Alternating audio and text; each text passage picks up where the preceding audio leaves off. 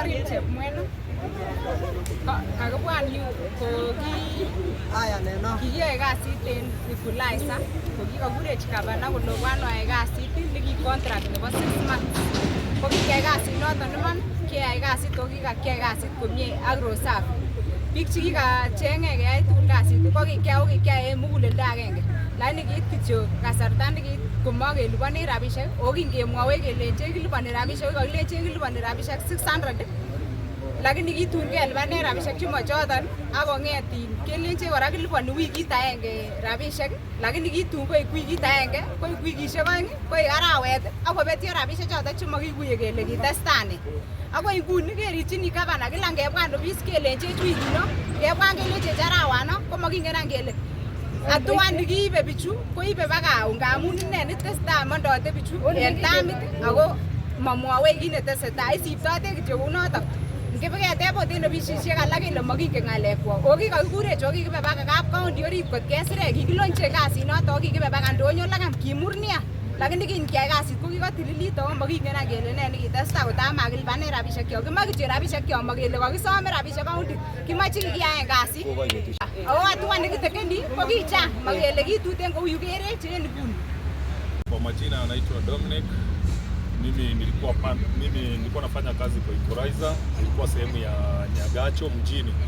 Huko ndio tulikuwa tunafanyia. So tulifanya kazi kubwa sana, tulisafisha mitalo, tukafyeka, tukafanya kazi kubwa sana. Lakini hiyo contract ilikuwa ya miezi 6, lakini tulipokea pesa ya miezi 3, alafu kuna pesa ya miezi 3 ingine ambao bado tunadai. Na tuko tunaomba governor aweze kuingilia kati ili tuweze kulipo hiyo pesa. Na tunamuomba sana. Tulifanya kazi kubwa sana, town ilikuwa safi hiyo wakati.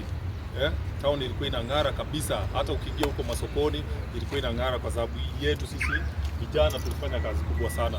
So tunaomba governor aweze kuingilia kati ili aweze kutulipa hiyo pesa ya miezi 3, kwa sababu nikipiga hesabu pesa ya miezi 3 kwa mwezi mmoja tulikuwa tunapata 12,000.